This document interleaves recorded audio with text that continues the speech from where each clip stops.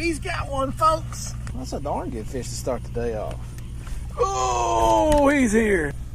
Good looking fish though, brother. Let's turn that goose loose. See you, sweetheart. The man, the myth, the legend of some sort, Heath Taylor, ladies and gentlemen. Hey guys, welcome back to your Lake Fork Guide. Got a Guides Network edition today with the man, Heath Taylor, Swimbait master creator, makes a lot of great swim baits. He fishes them religiously. You've been fishing swim baits for a long time, hadn't you? Ever since I was a kid. Ever since he was a kid, long before there was a smash tech. Yeah, way back.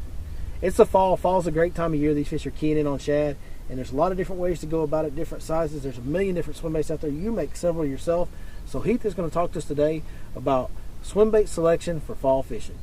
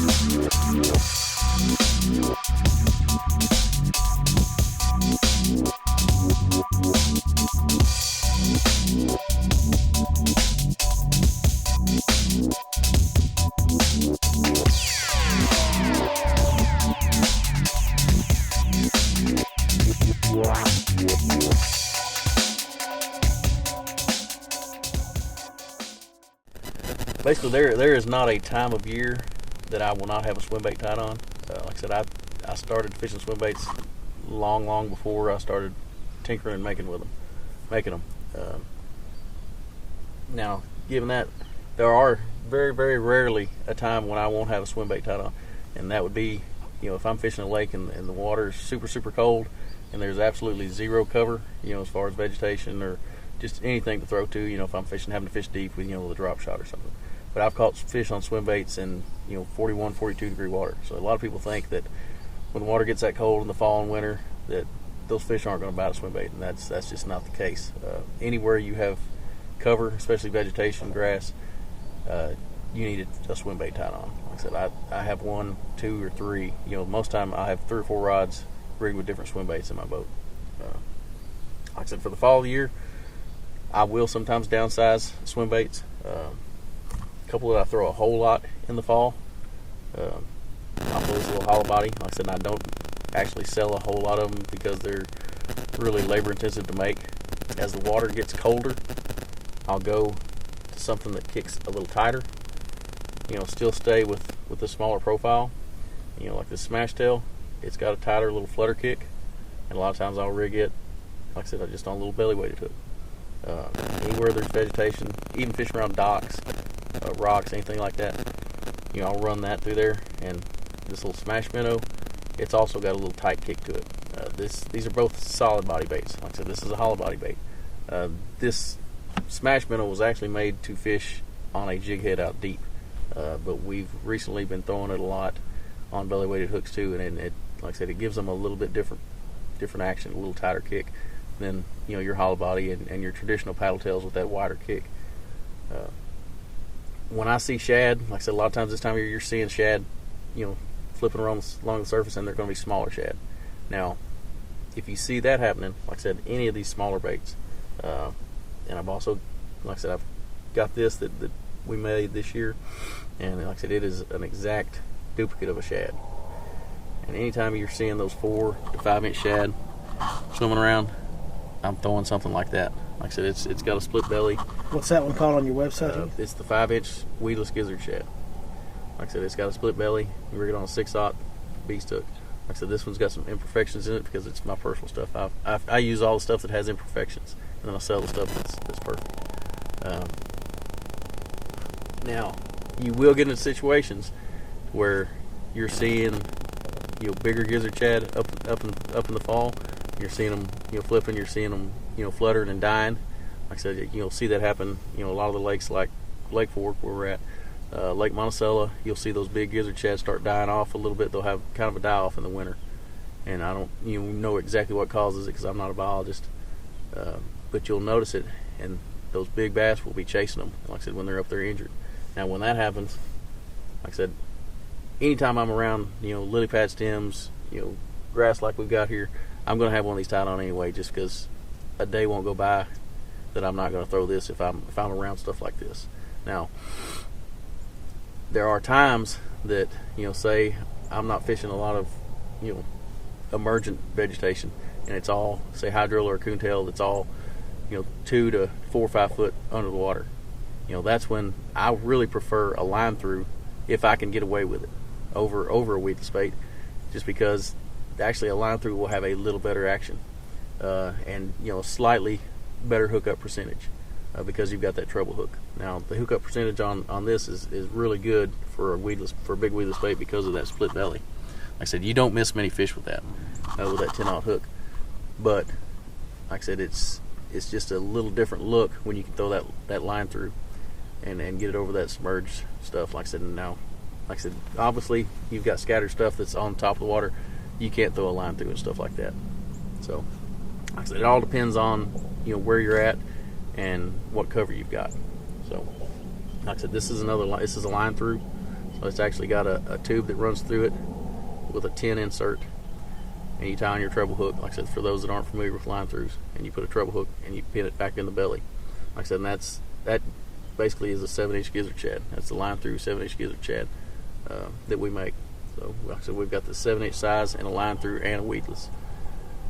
Now, like I said, if at some point throughout the day, especially if I'm catching fish, throwing some of these smaller baits, I'm getting bit, and I'm consistently catching 2, 3, 4 pound fish, and I'm want to experiment a little bit, I will throw one of these and I will give it a good 30-45 minutes, because especially on a day that you've already done well, you've had a good day, pick up a big bait, and you would be surprised. I know Billy's seen it happen countless times, and I've seen it to where you're fishing a bait, and all of a sudden you change your baits. Say you're catching them, on a Texas rig or something like that. Well, you just switching, to a big swim bait will completely change the caliber of fish that you're catching in the same area. You can go back through the same area that you just went through, with a little hollow body or something like that, and throw this, and those bigger fish, sometimes that wouldn't commit to these little bitty baits, they see this come by, and it makes them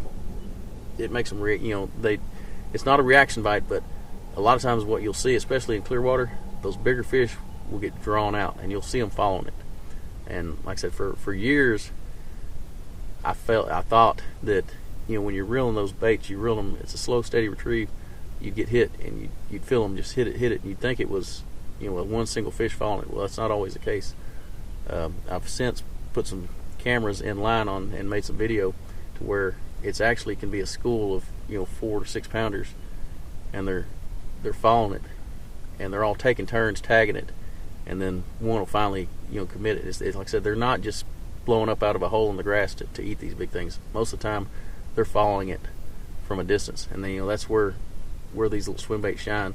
Is you can catch them as a reaction bite, but there is actually there's absolutely zero, most of these swim baits, there's zero negative cues that they give off to these fish, to whereas you're throwing, say, a trap or a chatterbait, you're getting a reaction bite.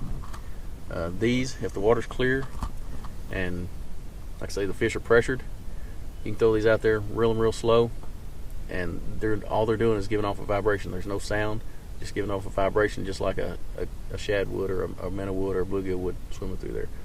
And like I said, once they swim up behind it, they eat it. It's not just a reaction bite. They'll track it and actually eat it. So like I said, it's a different way to fish in the fall. Like I said, a lot of people throw the buzz baits and the top waters and stuff like that, which is awesome stuff for the fall. But like I said, I am always going to have a 5-inch to swim bait tied on, and then like I said, I'm always going to have a bigger swim bait ready, and I'm going to throw it at some point during the day. But like I said, all through the winter, especially in Texas, we get to fish year round. I'm always going to have a swim bait tied on.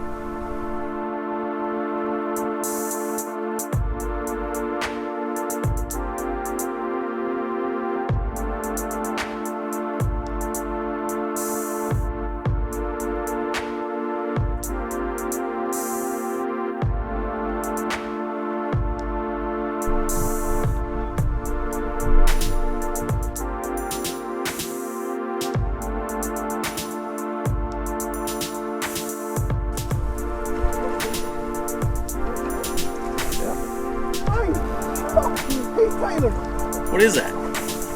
Look, he ate the smash minnow. He did eat a smash. He Big old is fatty.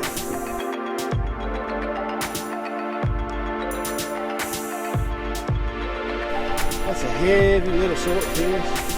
Smash minnow. Choke.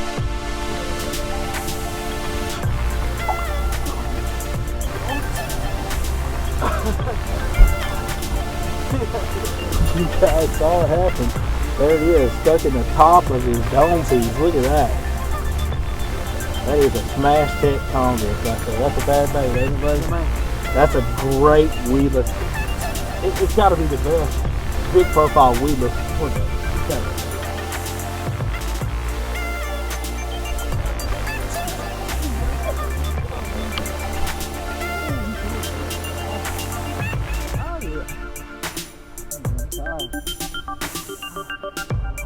Alright, I finally threw the convict enough to get bit on it, and you see what it did for me. Alright, Heath, thank you for coming on here and talking to us about these baits. And I know you're talking about that hollow belly. Are we going to do a limited run again? Yeah, we can do. Like I said, I can pour up some. Like I said, I usually make them when I run low. I pour up a bunch and make some for myself. It's been Heath's kind of, like you said, it's labor intensive for him to make, so he doesn't make it a lot. But it's been kind of his personal play toy for a long time. It's a staple that, like I said, I will always have one on a rod. Like I said, yeah, it's just. And we showed it back in the summer. Yeah. We went to another lake and we caught some good fish on it, and you made a limited run and sold it. And so we're going to do that again. We'll link that below in the description. I'll put the link on the website when it's ready. Yeah, and we don't know exactly when it'll be. Like I said, it'll probably be, a few days. Give me a few days to get home and get some made up. So as soon as this is ready, I'll let you guys know in the next videos. If it's not ready by the time of this one, and we'll link it and let you guys go in and buy some of those hollow betties. Those things, I've seen them a few times with him, and they're a hammer. They're deadly. Well, I've been catching fish on them since fall started. I've been running around the little bit that I've been getting fish. We've been having some good days on them. And we fished a little bit today, and he caught a couple fish on them today. Hey, like I said, thank you guys. This guy right here, that's an absolute treat to have him on. He's one of the nicest guys I know. He's been good to me from day one, and makes great baits. I've always said it, quality baits from a quality guy. That is the absolute, hold that one up. That is my personal favorite big swim bait in the world right there. I like to fish a lot of thick cover, so having the weedless version is handy for me.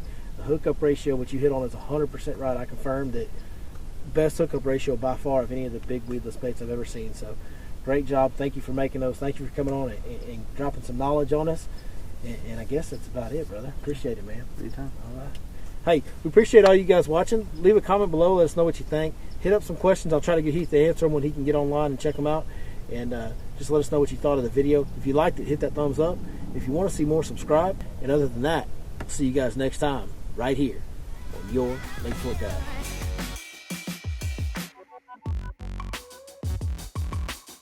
Thumbs up. If you want to see more, subscribe. Now I'm about to sneeze, so we're going to stop for a second.